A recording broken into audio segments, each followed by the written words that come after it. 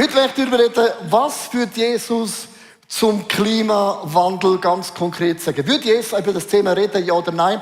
Und ich möchte mitnehmen, meine Frau und ich, wir sind vor ein paar Wochen in der Stadt Zürich gewesen, und dann hat es so einen Stand gehabt von Leuten. Und dann ist eine Frau gekommen, hat so ein Plakat von so einem Eisbär auf einer Eisscholle, hast du vielleicht das Bild schon mal gesehen, und hat gesagt, wir brauchen ihre Unterschrift, die Welt geht unter. Und das ist so ein Ding, so ich denke, okay, für den Eisberg ist natürlich das nicht optimal. Und dann gibt es die Leute, die sich dann, The Last Generation, die sich ankleben, die den Stau verhindern, wo sich viele darüber nerven. Die einen. Dann zum Beispiel auch The Last Generation, Friday for Future, wo man sagen, statt in die Schule geht man demonstrieren und sagen, okay, irgendjemand muss aufstehen und etwas unternehmen. Und ich weiss nicht, was deine Meinung ist, was den Klimawandel angeht. Es ist ein hochsensibles Thema, auch ein Thema mit meinen Feldern. Aber was ich krass finde, vor 30 Jahren hat Hollywood angefangen, Filme zu produzieren, die immer mit einer Katastrophe enden. Also die Welt geht immer unter. Entweder gibt es einen Retter, wenn es keinen Retter gibt, dann ist das die Last Generation. Also Medien, Hollywood tut das immer uns beibringen, es ist fertig, es wird wärmer, es gibt keine Malediven mehr, Holland ist total am Limit, darum wohne ich ja am 14. Stock. Darum ist es für mich nur relevant. Aber was eigentlich passiert, ist Folgendes. Wir haben eine Generation von jungen Frauen und Männern, die plötzlich sagen, es lohnt sich nicht mehr, Kinder auf die Welt zu setzen. Weil sie werden einen Fußabdruck hinterlassen. Und es gibt schon zu viele Frauen und Männer auf dieser Erde. Wir sagen, Depressionen bei der jungen Generation nehmen dramatisch zu. Psychiatrien sind überfüllt, man hat eigentlich keinen Platz mehr. Und die ganze Generation wächst auf mit dem Gefühl, wir haben das Limit erreicht, es gibt nichts mehr nach vorne gerichtet. Das ist aber nur das Gefühl in Europa. In Asien haben die Leute ein komplett anderes Gefühl als wir hier. Was sich die Wissenschaft einig sind, heute haben wir eine Sache, wo wir uns einig sind, und das ist wirklich das einzige Zitat, und nachher wird es auseinandergehen, ist, alle sagen, es gibt einen Klimawandel. Es gibt einen Climate Change. Da ist sich jede Person einig. Aber man ist sich nicht einig, wird das der Mensch überleben? Die einen sagen, ja, Evolutionstheorie, wir werden es überleben, der Starke überlebt, die Schwache wird es wegnehmen. Und die einen sagen, nein, die Natur wird überleben, aber der Mensch wird nicht sterben. Also es gibt eine mega krasse These, wo man sich nicht einig ist.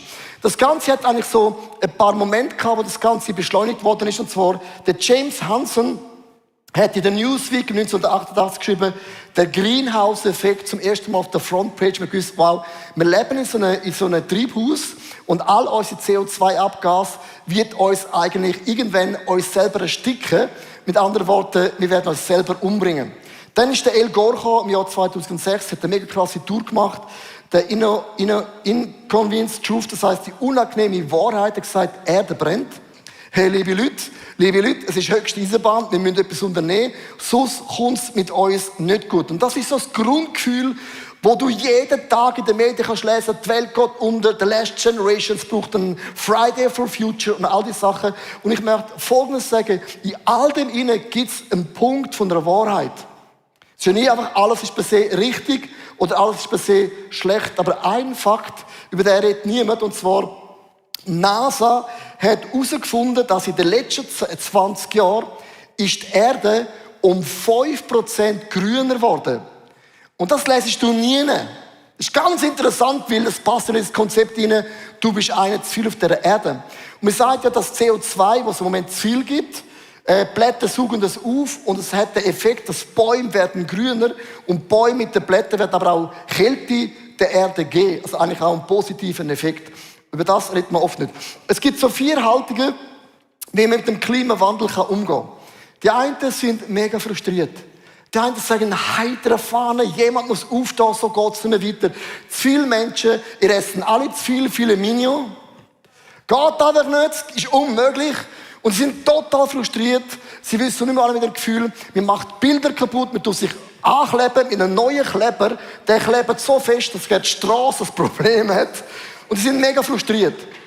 Und ich respektiere das, akzeptiere das. Und es gibt aber die anderen, die sind gleichgültig. Sie sagen, nein, das interessiert mich alles nicht. Weil die gleichgültigen Frauen sagen sie, aber wir glauben doch nicht an Gott, also wir glauben an die Evolutionstheorie. Also hat es auch mal eine Eiszeit gegeben. Haben wir es überlebt? Ja, wir sind noch da. Nicht alle Tiere, fair enough, aber der Starke überlebt es. Das heisst, wenn es wärmer wird wird die Natur, der Mensch, wird immer einen Weg finden. Sie sind total chillt in der Grundbasis von ihrem Leben. Dann gibt es Frauen, Männer, die sind absorbiert. Und ich möchte Folgendes sagen, ich reise relativ viel auf der Welt und ich habe eine größere Perspektive als bloß Europa. 1,4 Milliarden Menschen wohnen in Indien und 1,4 Milliarden in China. Und in Indonesien etwa 400 Millionen. Und die meisten Frauen und Männer in diesen Ländern haben nicht das Geld zum Bio-Fleisch und Bio-Gemüse und Bio-Äpfel zu kaufen. Die meisten in diesen Ländern haben 6, 7 Kinder. Sagen sie, wenn ich am Abend eine Schüssel Reis habe, ist das schon ein Wunder. Und die ganze Klimadebatte ist eine Wohlstandsdebatte, by the way, die ich gut finde, dass wir sie führen. Aber wenn du die Welt willst verändern, dann musst du die Armut bekämpfen. Und dort fängt der Real Deal an.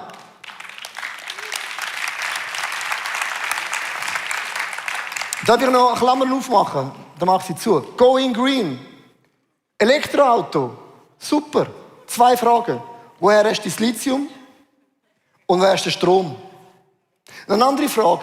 Going Green sagt man, all die Massnahmen, die wir machen in der Tier- und Landwirtschaft, wird 1 Milliarde von Menschen, sagt man, werden verhungern auf unsere Going Green Debatte, die wir machen. Ich bringe ein ganz praktisches Beispiel, dass du weißt, was ich rede. Ich bin in Sri Lanka gewesen. Sri Lanka hat eine Armut im Moment, wo es noch nie gegeben hat. 60-80% Inflation. Und es hat angefangen, vor einem Jahr hat die Regierung gesagt zu den Bauern, ihr dürft nicht mehr das Produkt nehmen von China, von Dünger. Und die Bauern haben gesagt, wenn wir das machen, werden wir nicht mit dem Land den Ertrag liefern, um Sri Lanka ernähren. Und sie haben gesagt, ihr müsst das machen. Und ein Jahr später haben sie die Hälfte ernten aufgrund von einer Going Green Maßnahme, die die Menschen in Armut getrieben hat, aber Hauptsache der Label Going Green wie McDonald's. Grün bedeutet, es ist alles besser geworden. Das Essen ist noch genau gleich. Und es gibt Sachen, liebe Frauen und Männer, es ist komplexer, als einfach zu sagen, das macht man nicht mehr, weil die Welt ist unglaublich komplex. Dann gibt es aber Christen, wir sind hoffnungsvoll. Wir sagen, ja, es wird noch schlimmer. Voilà! Wir sind genau gleicher Meinung. Jesus sagt, wenn du hörst von Krieg, von Hungersnot, Vulkan, hast du gewusst, du kannst dein Auto Going Green fahren, der Vulkan furzt einmal raus. Und das CO2 ist total überhört. Du kannst nicht sagen, Vulkan, du darfst nicht Vulkan sein. Der macht es, wenn er will und wenn er kann. Mit anderen Worten, liebe Frauen und Männer, wir gehen in etwas, in was die Bibel sagt, wenn ihr das alles hören und sehen, das ist der Anfang von einer Wehe von einer Frau. Es wird noch schlimmer, weil Gott sagt, was auch immer passiert, Gott wird einen neuen Himmel und eine neue Erde für uns generieren.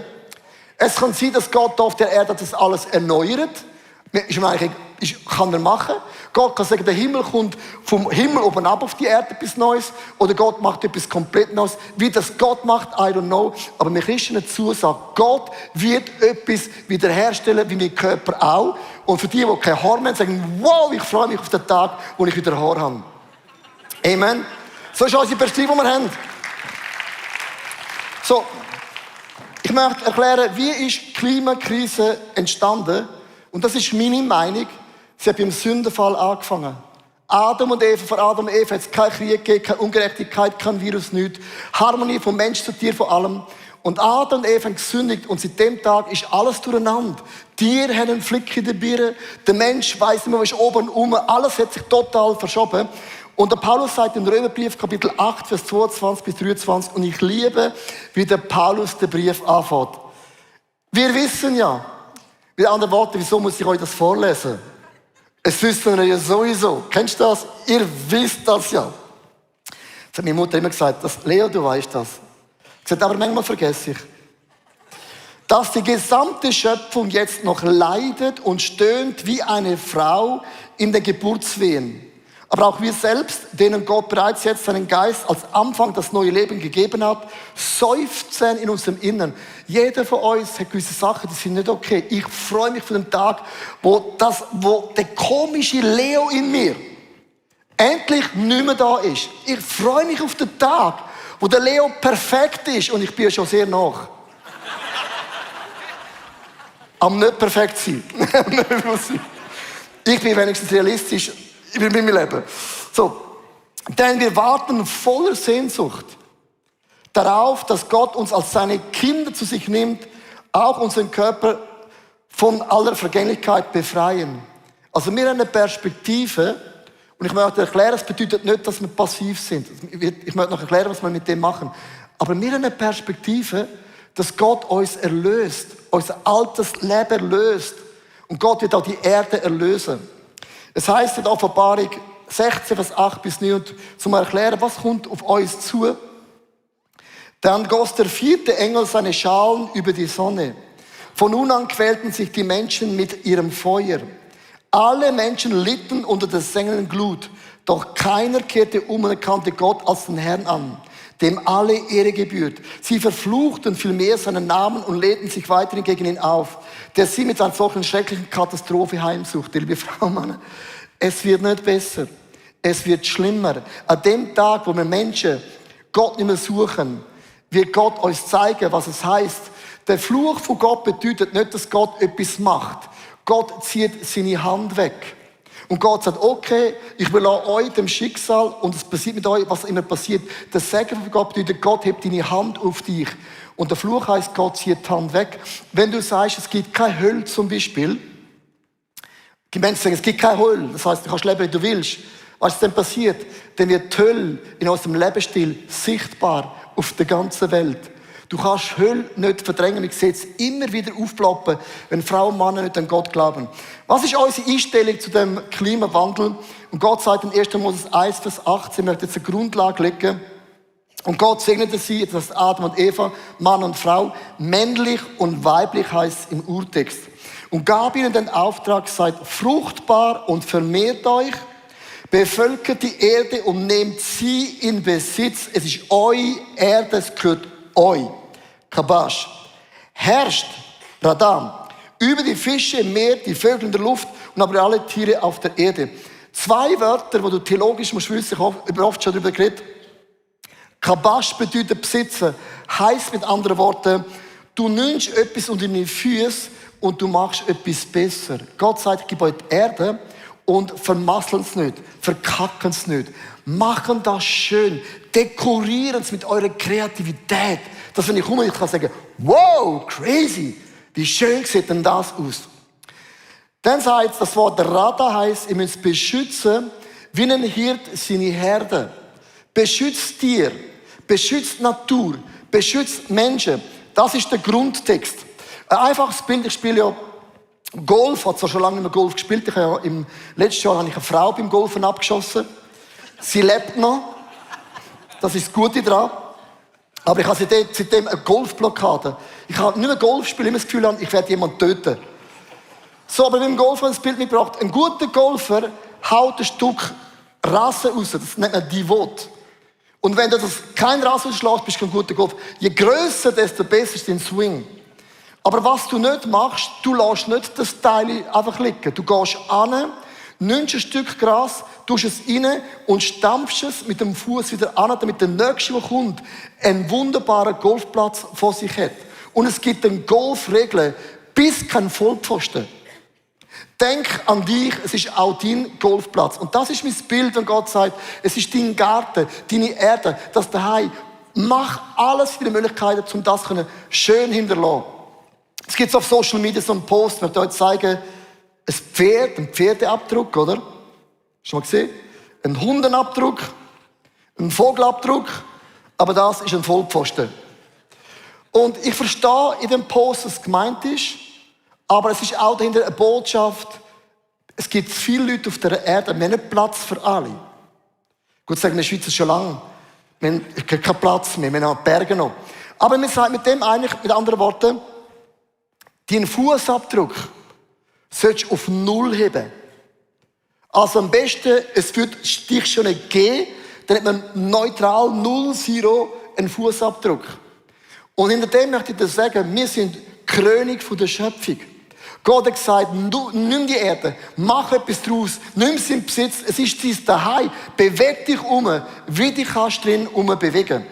Hochinteressantes Zitat von David Graeber, ich weiß nicht, ob man das ausspricht, aber er hat im Jahr 1989 in der LA Times Folgendes geschrieben, das ist ein hochinteressanter Artikel und es zeigt auch den Zeitgeist, den wir heute drin sind. Ich kenne Sozialwissenschaftler, die mich daran erinnern, dass Menschen Teil der Natur sind. Aber das stimmt nicht. Irgendwo auf der Linie, vor etwa 1 Milliarde Jahren, vielleicht der Hälfte davon, haben wir den Vertrag gekündigt und wurden zu einem Krebsgeschwür. Wir sind zu einer Plage für uns selbst und auch für die Erde geworden. Es ist komisch, unwahrscheinlich, dass Industrieländer ihre Orgien des verbrauchten fossiler Energie und die dritten Welt ihren selbstmörderischen Landschaftsverbrauch beenden werden.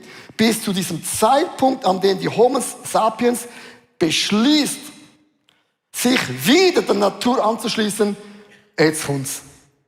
Jetzt kommt's. Are you ready? Können einige von uns nur hoffen, dass das richtige Virus daherkommt. Corona lässt grüßen. Hey, liebe Frau, Mann, das ist ein Zeitgeist. Der Zeitgeist sagt Folgendes: Wir sind ein Störfaktor in dieser Erde. Ein Teil mag stimmen, aber ein Teil ist auch nicht so. Wie gehen wir um als gläubige Frau und Mann? Wir wissen, Gott macht einen neuen Himmel, eine neue Erde, macht alles neu. Wie gehen wir mit dem um? Ich glaube, das Grundproblem liegt im Lukas 12, Vers 15. Siehe euch, und er sprach zu ihnen, seht zu und hütet euch vor aller Habgier, denn niemand lebt davon, dass er viele Güter hat. Und jede Person, die vom Totenbett liegt, hat nie gesagt, du kannst mir noch das Auto putzen. Ich sollte noch die Winterpneu wechseln. In dem Moment, wo du vom Totenbett liegst, ist die einzige Frage, kann ich Gott begegnen? Kann ich meiner Frau, meinen Söhnen, meinen Kindern vergeben? Bin ich ready to go? Das ist die einzige Frage. Habgier, und ich habe eine Liste aufgeführt, führt zu schlechter Tierhandlung. Und ich finde, nicht jede Tierhandlung, die man macht, ist richtig. Ich bin ein Bauernsohn, ich weiss, wie das heisst, einen Bauernhof zu haben, by the way. Aber heutzutage hat man auch zu viele Gesetze in der Schweiz, wo es eigentlich gar keinen Sinn mehr hat.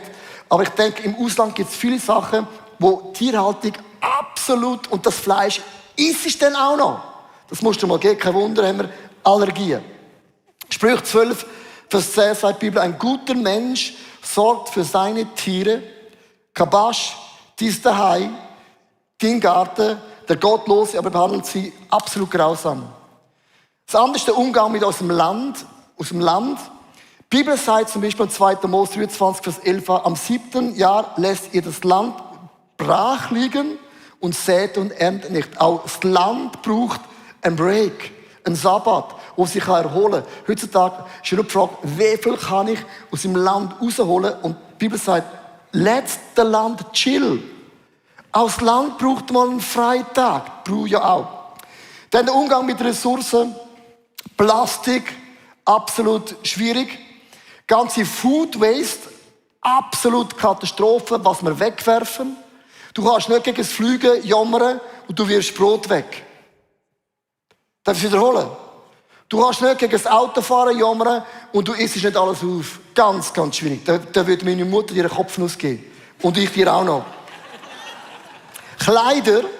Kleider ist unglaublich krass, aber das redet niemand.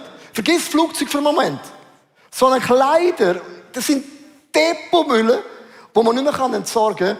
Und das andere ist der Umgang mit der Natur, weil man es einfach rauslässt, im Chemie raus. Und ich glaube wirklich, dass ich als ein Christ habe einen Auftrag und auch ein Mandat von Gott, dass ich den Garten, wo Gott mir geht, wie im Golfspielen, beschützen, beackern, schön machen. Und das ist für mich mega, mega wichtig. Ich möchte jetzt in einen Teil hineingehen, wo mir mega, mega wichtig ist. Also wir machen alles, was wir machen können, zusammen. Ich möchte euch kurz erklären, die Schöpfung von dem Gott im Himmel. Und ich habe einen Titel geschrieben, ich liebe den. Kommt da von mir. Karfreitag for Future. Statt Friday for Future. Was ich mit dem möchte sagen, du kannst das Klima beschützen und Gott nicht kennen und du wirst nicht mit Gott unterwegs sein. Also die Hauptsache muss die Hauptsache in unserem Leben sein. Wenn wir die Schöpfung anschauen, das sind 6 Schritte und der 7. Am ersten Tag macht Gott Tag und Nacht, am zweiten Tag das Firmament, dann Festland, Pflanzenwelt, Sonne, Mond und Sterne. Gott macht in den ersten 4 Tagen Natur. Er kreiert eine wunderbare Natur. Im zweiten Schritt macht Gott Tier, Wasser in der Luft Er macht ein Landtier und dann schafft Gott den Mensch. Und der Mensch unterscheidet sich zu allen anderen, er hat einen Geist. Und deine Tiere haben keinen Geist, Tiere haben eine Seele und, sag jetzt mal, die Natur auch. Und Gott kann nur mit einem Geisteswesen eine Freundschaft aufbauen. Und Gott macht den Mensch zu seinem Ebenbild, männlich und weiblich. Und am 7. Tag macht Gott nichts, schaut das alles an und sagt, wow, mein Gott, das ist mir richtig gelungen. Hast du gewusst, dass Gott über seine eigene Schöpfung gesagt hat, wow, come on, how was good? Der war on fire. Schau das alles an und sagt, wow, es ist mir wirklich gelungen. Aber schau das an, die Reihenfolge. Seele und Geist. Und was macht man am Sabbat? Snowboard fahren? Gehen wandern in Uetliberg? Durch die Stadt? Ist ja interessant, dass man am Sabbat macht man genau meistens 1000 Sachen, aber der Sabbat hat Gott gedacht für uns, damit du anhockst und überlegst, wo habe ich in der letzten Woche, am Montag, am Dienstag, am Mittwoch, am Donnerstag, Freitag, Samstag, wo hat für mich sich Sachen angestaut, in meinen Gefühlen, meinen Gedanken, wo nicht göttlich ist. Ein einfaches Beispiel, meine Frau ist mal in ein Coaching gegangen für eine Woche mit dem Movement und ich dürfen Kinder hüten. Wir sind in Ikea gegangen, in McDonald's, wir haben immer gekocht. Dann habe ich aber jedes Zimmer zugemacht, weil ich nicht das Zimmer putzen. Nach einer Woche will ich schauen, ob alles okay ist mit dem Zimmer, gemerkt, jedes Zimmer hat Staub. Und ich denke, woher kommt der Staub? Und ich musste putzen, den Staub. Und auch wenn du nichts in deinem Leben machst, nach einer Woche setzt sich Staub in unserem Leben an. Und am Sabbat stelle ich mir die Frage in Markus 7, Vers 21 bis 23. Und ich überlege, Leo, denn aus dem Innern, aus dem Herzen der Menschen kommen böse Gedanken, wie sexuelles Fehlverhalten. Ja, das stimmt, jetzt habe ich an einer Frau zu fest auf die Schuhe geschaut. Hätte ich nicht sollen. Und dann ist mein Blick aufgerutscht, dumm gelaufen. Ich habe meine Diebstahl, Mord, Ehebruch, Habsucht, Bosheit, Betrügerei, ausschweifendes Leben, Neid, Verleugnung, Überheblichkeit, Unvernunft. Alle diese Böses kommt vom Inneren aus und macht den Menschen vor Gott unrein. Am Sabbat überlege ich mir, Gott, wie sieht es aus? Was hat sich in meinem Leben angestaut? Und jetzt musst du den Zeitgeist verstehen. Wir leben in einem Zeitgeist in der Sexualität, das hat letzten Sonntag erklärt. Wie der Zeitgeist bleibt nicht stehen bei diesem Thema und Umwelt bleibt der Zeitgeist auch nicht stehen. Und es gibt immer etwas Göttliches, aber etwas völlig übertrieben, wo kein Maß mehr hat. Wenn du nicht an Gott glaubst, willst du sicher nicht sagen, Gott ist das Oberste, sondern die Welt und der Teufel funktioniert immer folgendermaßen. Er nimmt das Thema von Gott und dreht es um 180 Grad. Immer. Sexualität ist Gottes Thema, plötzlich sagt die Welt, ist unser Thema. Musik ist unser Thema gewesen, der Film nimmt es. Und was die Welt macht, sie nimmt das und sie drehen es um wie der Teufel. Oh, hoppla. Und plötzlich drüllt sich alles. Der Tag, Firmament, Feststand, Sonne, Mondschein, Natur wird zum höchsten Gott. Du hinterlässt einen Fußabdruck in der Natur. Du hast grosse Füße. Und Kinder kommen heim von der Schule und sagen, oh Mami und Papi, wir müssen mega schauen. Unser Fußabdruck ist mega. Und du denkst, hey Jungs und Mädels, lass uns die Erde nehmen, etwas Schönes machen, aber nicht mit Angst durch das Leben durchgehen. Die Natur wird zum Gott Nummer 1. Und weh, du fliegst. Du Sündenbock. Kennst du das früher als Christen? Wenn ein Christ geraucht hat, ist er kein geborener Christ gewesen. Wir haben gesagt, sei ein brennender Christ statt ein rauchender Christ. Und es gibt so ein Thema, wo plötzlich so emotionell wird, darf ich etwas sagen? Denn die sich ankleben am Boden, fliegen nach Bangkok. Und man verwünscht hat. Ich sagte, ja, wir hätten auf Bali, wir denken, wir gehen auf Bangkok. Hey, Fliegen ist Fliegen. Entweder bist du dagegen und steig nie nur einmal ins Flugzeug. Du kannst nicht Wasser preachen und Wein saufen. Dann macht er mich verrückt. Du kannst nicht mir das reinrufen und selber machst so einen Bullshit. Amen? Da werde ich verrückt. Entweder ziehst du es durch und sonst hebt deine Schnur.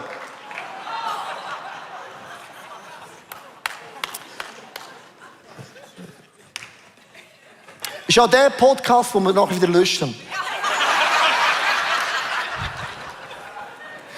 Nein, was mich wirklich verrückt macht, du kannst nicht etwas preachen, dann sagst du, ja, weisst, wir machen nur einmal im Jahr, fliegen wir weit. Hey, sorry, entweder klebst du dich an und ziehst es durch und aus, fährt dir jemand über deinen Kopf. So, wieder, wird gelöscht, keine Angst. Dann haben wir Tiere. Auch Tiere werden höher beachtet als ein Mensch. Und der Mensch ganz unten, und ich möchte jetzt eine Box aufmachen, das gehe ich mega steil. Beim Menschen ist es so, Abtreibung ist ein riesiges Thema. Wenn fängt das Leben an und wenn nicht das Herz, nach 4 Wochen entsteht das Herz. Nach 13 Wochen ist das Herz vollkommen komplett steht zusammen. Und die Frage ist immer, wann spürt ein Embryo etwas? In welcher Woche? Und wenn es noch nicht spürt, kann man es raussaugen, was immer. Ich habe ein Bild mitgebracht, nur ein einziges. Und ich möchte Folgendes sagen, bevor ich das Bild bringe. Wenn du jemanden abgetrieben hast, ich möchte nicht mit dem Finger auf dich zeigen. Es gibt immer verschiedene Geschichten. Es gibt immer eine Story. Ich bin nicht da, um dich zu richten. Das ist mir mega wichtig. Aber wir können unsere Augen nicht zumachen von der Realität. Ein Kind, nach dem 13., 14. Woche holst du so raus. Und wenn du mir sagst, es ist keine Abtreibung, sondern my belly, my body, my choice, möchte ich euch aus meiner Perspektive Folgendes erklären. Du musst nicht meinen, Gebote von Gott sind doof. Gebote von Gott sind altmodisch. Das höre ich immer wieder. Das Alte Testament ist alles alt. Es ist frischer, als du unterwegs bist. Wenn Gott sagt, ich schaffe Männli und Weibli, und Gott sagt, in der Ehe gehört Sexualität, dann sagt Gott, wenn deine Frau schwanger wird, wirst du ein Kind gebären in deiner Familie. Aber wir nehmen das nicht mehr ernst. Nein, du kannst heute Sex haben, wo du willst, mit wem du willst, spielt keine Rolle mehr. Wir leben in der Sünde. Wir brechen Gebot von Gott. Wir sündigen. Wir machen Sex, was wir wollen. Und dann, aus dem One-Night-Stand wird plötzlich eine Frau schwanger. Und dann tut die Sünde, hilft plötzlich der Sünde. Die Sünde hilft der Sünde. Affenbocken. Plötzlich machst du das Medikament, statt du wirst Sünde bekämpfen. AIDS, statt du wirst Sünde bekämpfen. Wir können Sünde mit der Sünde lösen und sagen, okay, aber das ist deine eigene Wahl. Und Gott sagt, Jungs und Mädels, das hätte nicht so weit müssen kommen. Es gehört in einen Rahmen hinein. Und das ist das Problem, das wir haben, dass wir Christen denken, das kannst du nicht so sagen. Doch, Sünde ist Sünde. Und Sünde hat noch immer Auswirkungen. Und du kannst nicht Sünde mit Sünde bekämpfen. Sondern du musst in die Augen sagen, Jungs und Mädels, das passiert nur, wenn man Gebot von Gott nicht missachtet. Missachtet im höchsten Grad. Und ich glaube, wir müssen zurück aus der Kirche. Sünde ist Sünde. Okay, ich nenne es nicht so, sorry. Ich nenne es den Lifestyle. Tun es besser. Hast dich nicht professionell verhalten, ist genau der gleiche Shit. Am Ende vom Tag. Sünde ist Sünde. Und wir geben der Natur und der Tier mehr Wert als das Kind, wo im Buch drin ist. Logisch gibt es eine Geschichte. Logisch gibt es eine Story. I know. Aber auch zum Sagen, Millionen von Kindern werden gemordet. Wir sagen, ja, es ist deine Wahl, deine Entscheidung. Und wenn du Gott wirst, wirst du sagen, was machen ihr eigentlich? Was ist das für ein Theater? Bleib in deiner E-Zone. Kennst du das? Beim Leichtathletik. Bleib in deiner Spur. Und dann wirst du das Ziel erreichen. Und dann, wenn du Gott nicht gut findest am Sabbat, ist logisch, dass du alles in deinem Leben zu dem Gott machst. Es heißt in Römer 1, Vers 25, sie haben die Schöpfung angebetet und ihr gedient und nicht dem Schöpfer. Ihm alleine gebührt Lob und Ehre bis in alle Ewigkeit. Amen. Hey, lass uns nicht die Schöpfung anbeten. Lass uns mit der Angst umleben, ich bin zu viel auf der Erde. Du bist König von dem Gott im Himmel auf dieser Erde. Mach alles, was du machen kannst, um die Erde schön und kunstvoll zu entwickeln von unserem Gott im Himmel. Aber kehr der Mindset wieder und sag, Gott gehört an erste Stelle und Natur und alles andere macht Gott irgendwann sowieso alles wieder neu. Sorry, dass ich den Satz genauso sage. Das ist das, was meine Bibel sagt. Ich weiß nicht, was für eine Bibel du lesest, aber das heißt das Wort von Gott. Und lass für das Gott heute einen Applaus geben. Gott macht Sachen neu in unserem Leben. Come on. Come on. So, ich ende. Ich ende nur noch einen Satz, den ich bringe. Ich habe einen Titel geschrieben. Oh, das ist super. Wir sind nicht the last generation, sondern das Volk Gottes sind wir the lasting generation. Wir werden bleiben. Wir werden nicht wegkommen. Wir bleiben für immer. Weil in uns hat eine Ewigkeit angefangen mit unserem Gott im Himmel. Und ich möchte euch in der ganzen Mindset von der Sexualität, von all diesen Themen, auch nächstes und die Cancel Culture, möchte ich sagen, die Hauptsache in unserem Leben muss die Hauptsache werden. Und ich möchte enden mit einem Bibelvers, um uns zu erklären, was ich vom tiefsten Herzen glaube. Gott liebt die Natur. Gott liebt dir. Aber der Mensch ist die Krönung von Gott. Und in 2. Petrus 2, Vers 10 sagt die Bibel, sein Gericht wird vor allem die treffen, die sich von ihren Trieben und Leidenschaften beherrschen lassen und so tun, als gäbe es keinen Herrn, der sie zur Rechenschaft zieht. Diese frechen und überheblichen Irrlehrer schicken nicht davor zurück, höhere Mächte zu verspotten. Ich habe kein Problem, wenn du ein Problem hast.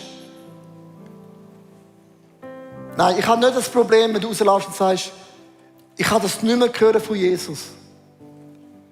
Weil das Evangelium scheidet. Und das Evangelium trennt. Und jetzt sagen die Leute, nein, es können alle in den Himmel. Alle. Wieso weißt du das? Ja, Liebe. Heute ist alles Liebe. Ich liebe dich, du liebst mich, dann liebe ich dich mal mehr, dann die auch noch und der auch noch. Das ist alles Liebe. Gott ist ein Gott der Liebe. Der Zeitgeist sagt, es gibt kein Gericht mehr. Aber wenn es kein Gericht gibt, dann spielt es auch keine Rolle, was in der Ukraine passiert. Who cares? Dann ist das so. Das ist die Logik. Gott sagt an Putin, an NATO,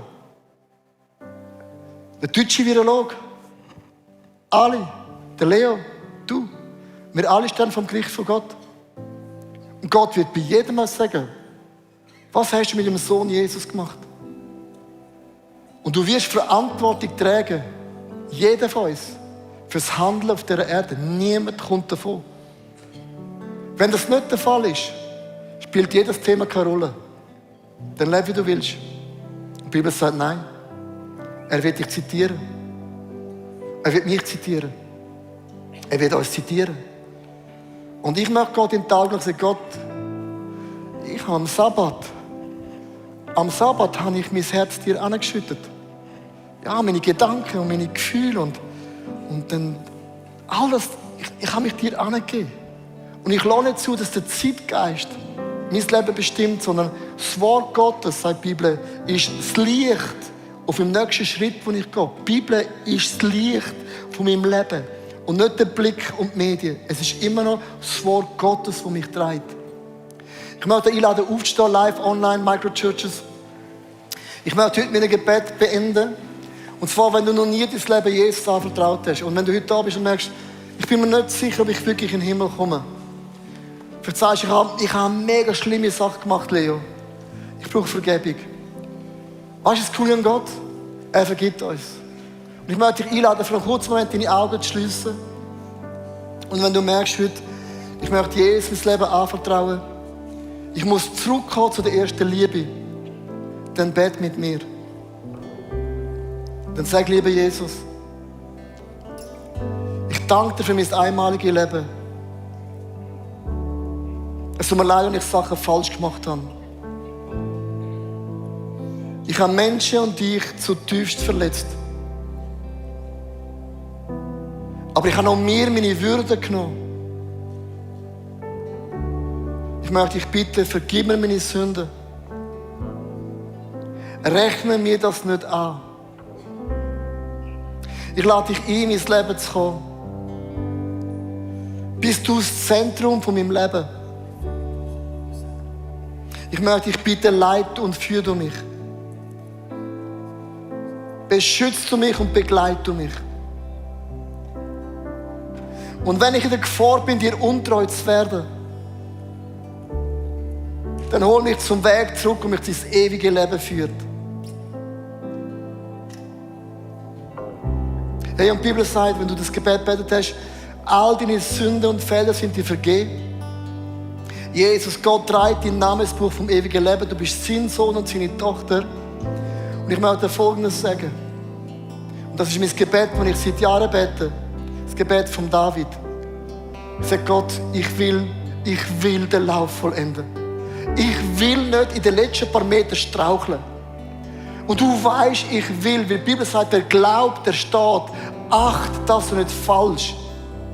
Und das ist mein Schrei, Gott, und ich habe zu Gott gesagt, ich mache ein Commitment mit dir, wenn ich in der Gefahr bin, dir untreu zu werden, dann hol mich mit allen Mitteln zurück zum Weg. Weil ich will nicht um keinen Preis das Ziel nicht erreichen. Und ich möchte dich mit dem Gedanken segnen, dass Gott dich bewahrt, dass Gott dich beschützt, dass Gott dir so eine harte Stirn gibt, wo du gegen den Zeitgeist kannst stehen mit göttlichen, guten Argumenten. Aber ich weiss, mein Gott steht wie eine Bank in meinem Leben. Gott ist ein unzerrückbarer Fels in meinem Leben. Und Gott, ich möchte Danke sagen, dass du mich beschützt, bewahrst und segnest und leitest und führst. Und nichts auf dieser Welt hat die Macht, mich von deinem Weg wegzubringen. Das ist mein Schrei an dich. Lass uns Raum schaffen heute. Raum schaffen für unseren Gott im Himmel. To do whatever you want.